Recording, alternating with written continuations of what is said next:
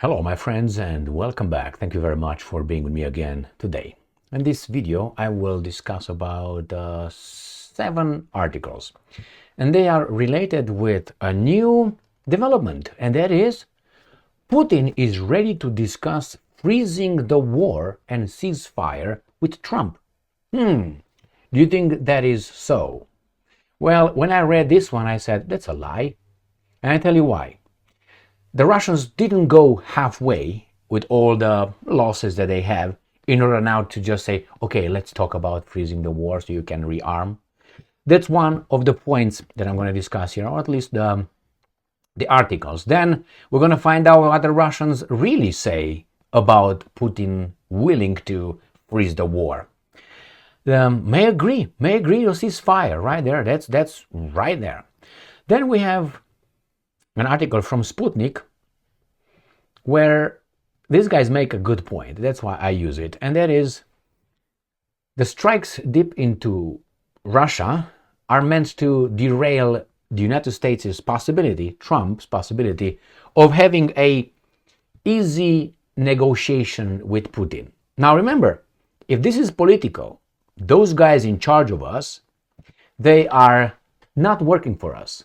So for political reasons, they sacrifice us. Remember, those guys have nuclear weapons and they're like this right now.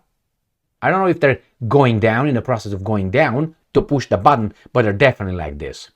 For me, I think it's just a matter of time.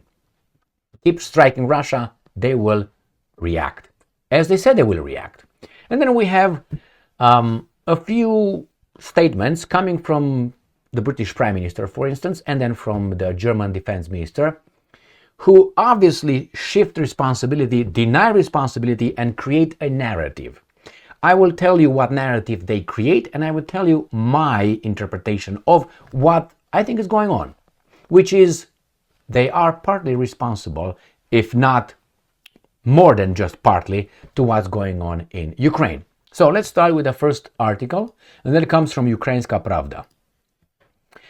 Putin is ready to discuss freezing war and ceasefire with Trump, but won't give up territories. This is according to Reuters. Now, this is from today, Wednesday, the 20th of November, 2024, at 10:24 a.m. If that is a lie, and they know it's a lie, would that be falling under the definition of so-called disinformation? Now, they don't know, that's misinformation. Should we close Reuters? If I make this kind of claims, or others would make this kind of claims, like, the far-right people over there, the crazies, the MAGA, would, Facebook or YouTube or other garbages, will they close their, voice because that's spreading misinformation? Or let's say on X, Twitter. If someone says this and it's not true, and they didn't know, they call it misinformation. And if they knew, they call it disinformation. So we close Reuters. Why? Because that's not true, what Reuters publishes. So let's read further. I have more articles ready for you. Supposedly these guys right here are going to destroy us.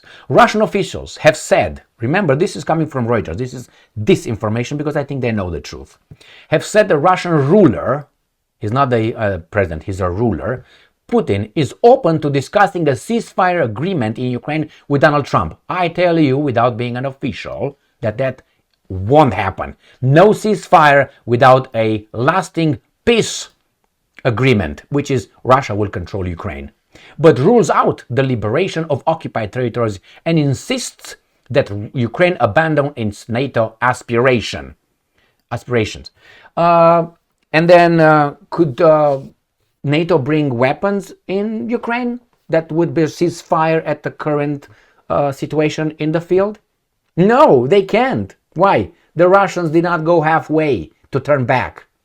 All right, that's the first article coming from, remember, Reuters. Next one coming from the New Voice of Ukraine.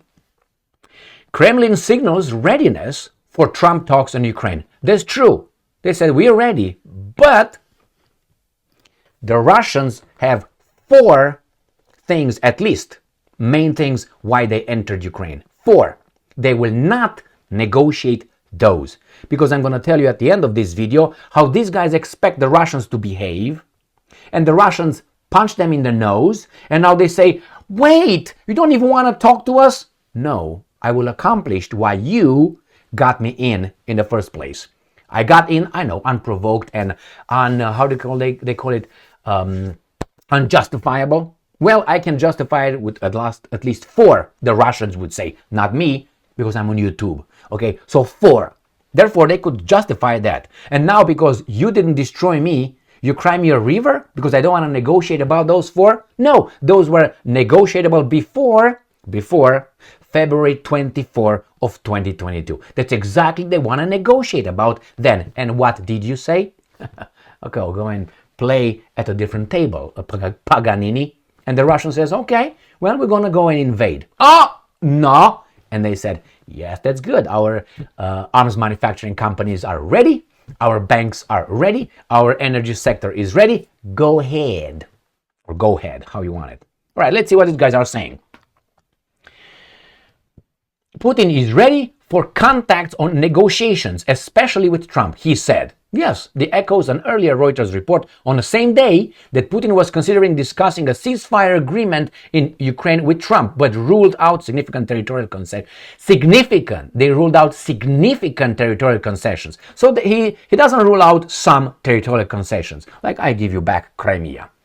Kiev ambitions to join NATO must be abandoned as well. And not only, I guarantee you that. So let's see what the Russians are really saying about this. Russia Today at November 20th. Kremlin rules out freezing Ukraine conflict. Wait a minute. What the hell this guy said? What about this one? Oh, they're right there, ready, correct? Correct.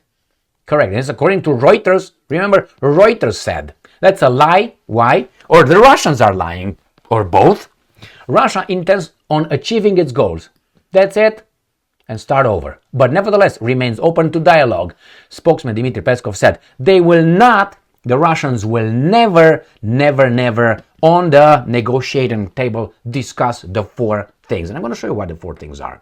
First, no NATO in Ukraine. And I guarantee you the Russians will, after that, they will ask for more regarding that. Other countries around, take your installations out of Romania, Poland, maybe, and the Baltic states. And maybe they're going to go to, Finland, maybe Norway, maybe Sweden, something closer to them. That's going to be next. I suspect there's going to be a discussion. The first one, Ukraine's demilitarization. That means Ukraine will not have a military. And if it's going to have a military, that will be under the Russians' control, 100%. That means if they try something, they will be squashed just like this.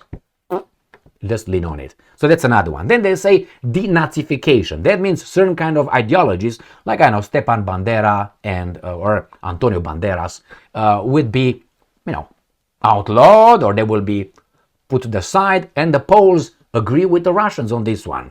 So that's what they mean about denazification, including certain elements on the certain kind of spectrum, political spectrum, will be taken out of the political arena. Maybe they will be allowed to have a party, but not under the Russian control of Ukraine. So if the Russians got in, they will do what the fuck ever they want. They're going to negotiate about these things, but not about these things.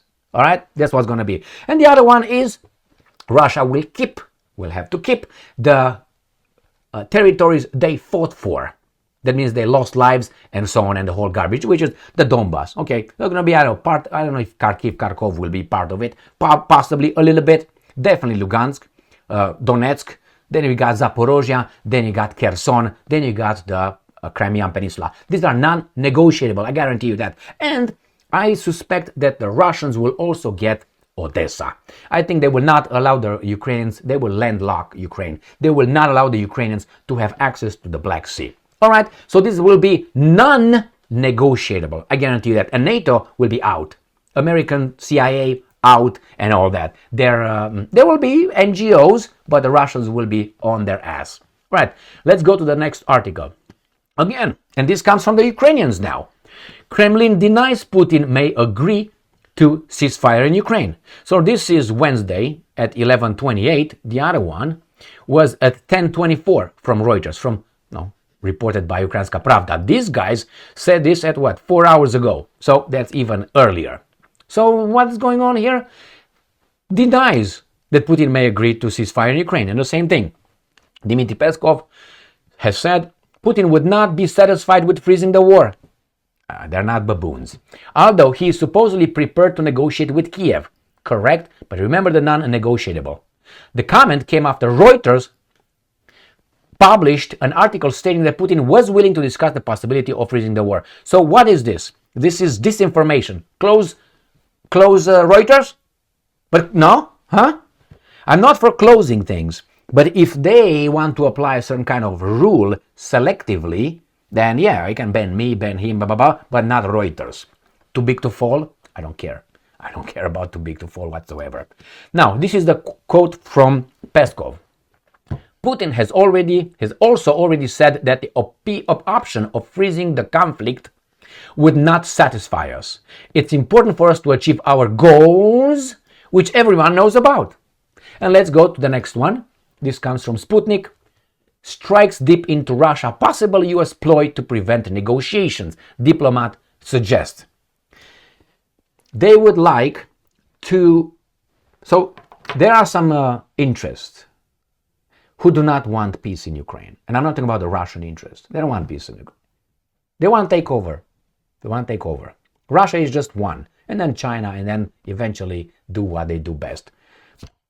And then they don't want that to happen. So the administration that comes over, the Trump administration, must receive something so fucked up that it can't fix, let's say, in 4 years.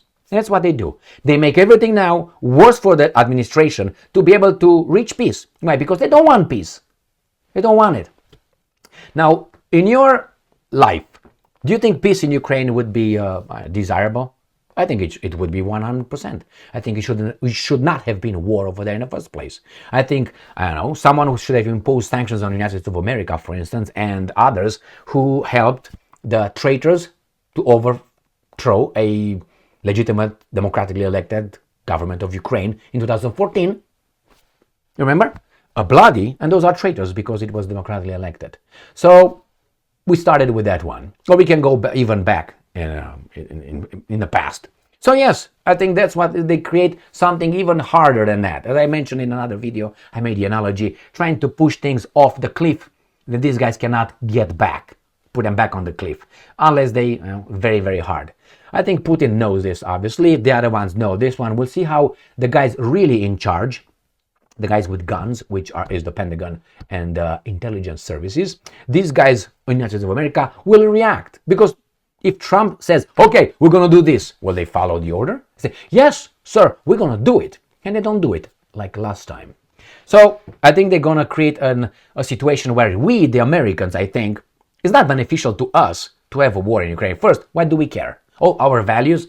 We have so much garbage in the United States of America that, the values over there. Our values were trumped in 2014 when our elected officials with our values recognized a coup d'etat in Ukraine, bloody coup d'etat. So our values, I don't want to hear about it. Look what's going on in the Middle East. Our values, please, I don't want to hear that. I mean, I want to, but I want to be real about it.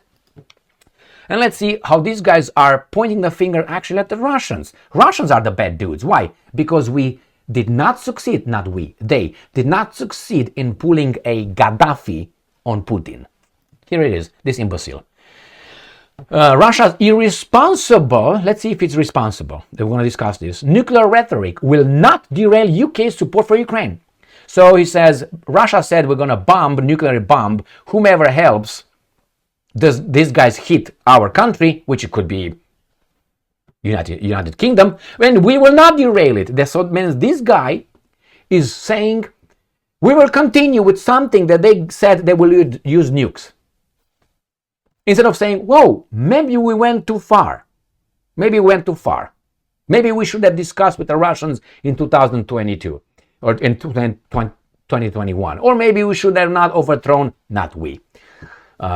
supported the overthrow of a government, legitimate government. Maybe we should not have enlarged NATO towards Russia. Maybe we should not have said in 2008 in NATO summit in Bucharest, one day Georgia and Ukraine will join NATO. Maybe we should just abide by 1994 Budapest Memorandum, where we said that Ukraine will be neutral, which in 2014 we broke that neutrality. We brought things in against the Russians. Maybe, I don't know, in 1991, Mr. James Baker and the following imbeciles here should have kept their gentleman agreement with the Soviets then and the Russians, put it this way, when they said no inch expansion, NATO expansion to the east. They had what, 5 already? So all these lies, all this weasel behavior doesn't come from Russia. No, these are facts. Now, we can interpret the facts however we want, but still the facts are going to be over there.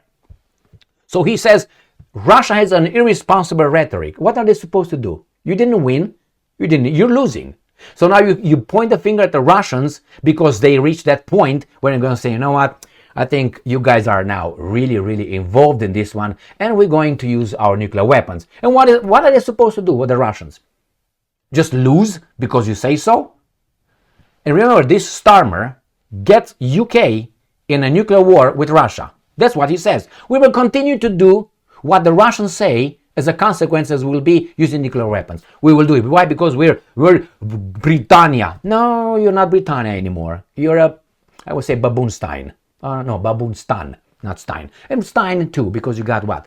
Not Shops is his name? Shops, isn't it? Gland, whatever it is, Shops. You're defense minister. Yeah. Okay. And not only. These guys are just... Anyway, I'm going to show you the last article here coming from DPA International. German defense minister, this is Pistorius. I don't think this guy works for the German interest whatsoever, as I don't think this imbecile works for the British interest whatsoever. So what does the guy say? Putin not willing to negotiate about anything.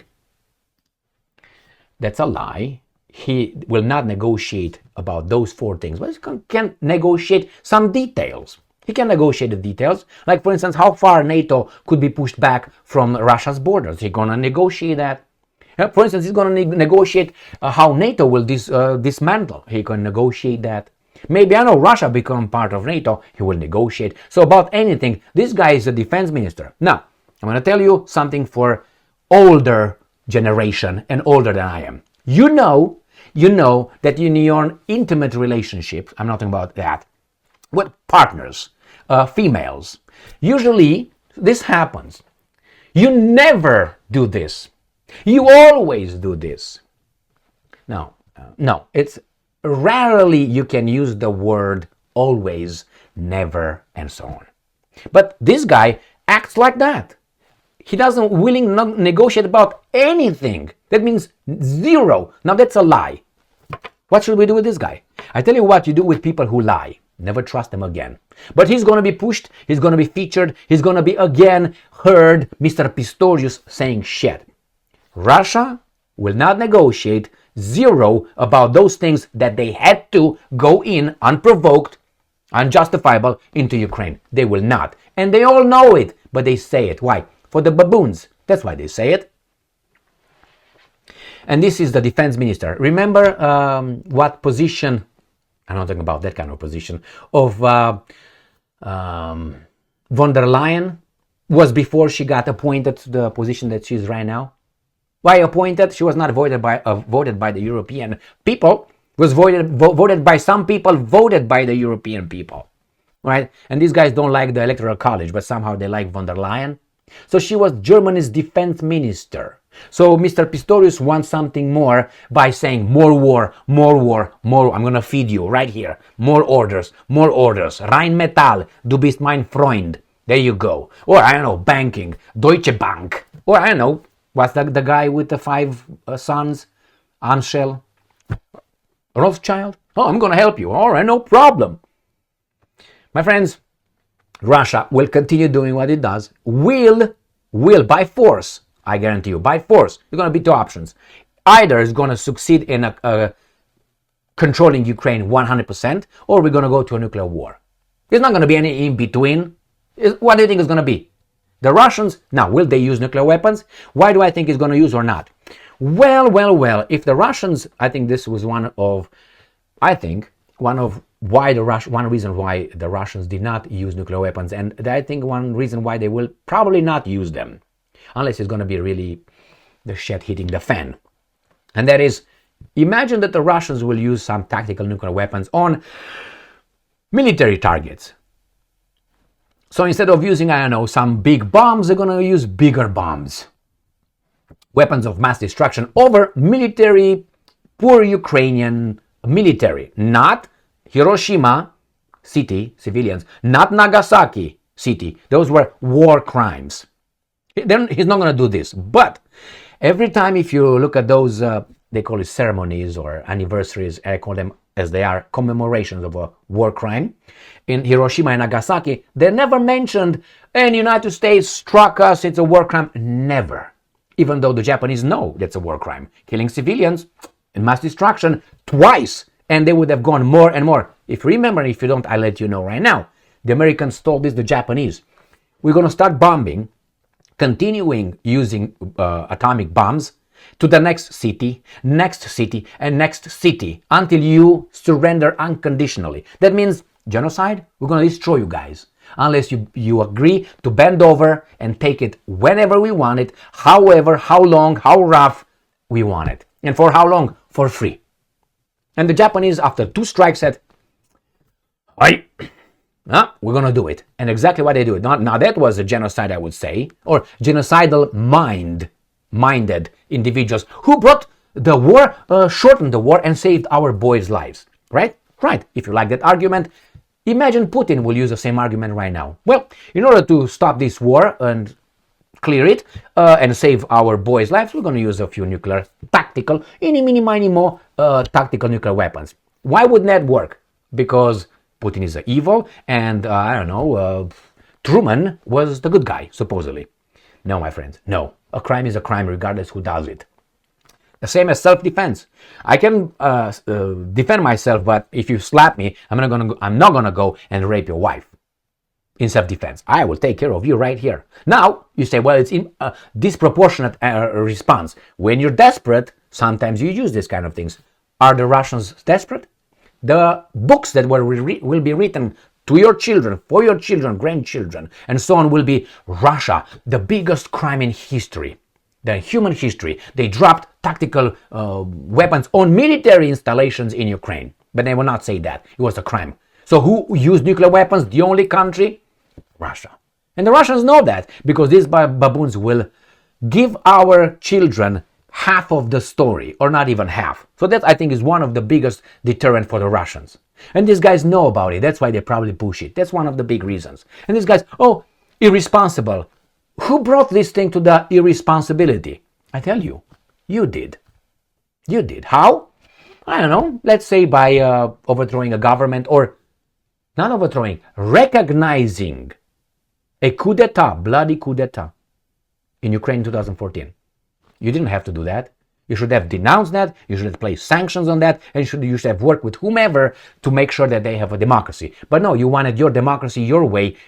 You love democracy when it works your way. When democracy doesn't work your way, CIA, MI6, let's go in. Like, I don't know, 1953, Iran. Not only, the examples are numerous. So here is, my friend, the Russians might use that, and these guys will definitely portray that as the biggest war crime in history. Maybe not the biggest, because we have another one that we will never be able, unless it has the same victim, the perpetual victims on this planet. You know who they are? Okay, so that's not going to topple that kind of and so on. Thank you very much for being with me again today. Stay strong, stay smart, look for the truth, and be just.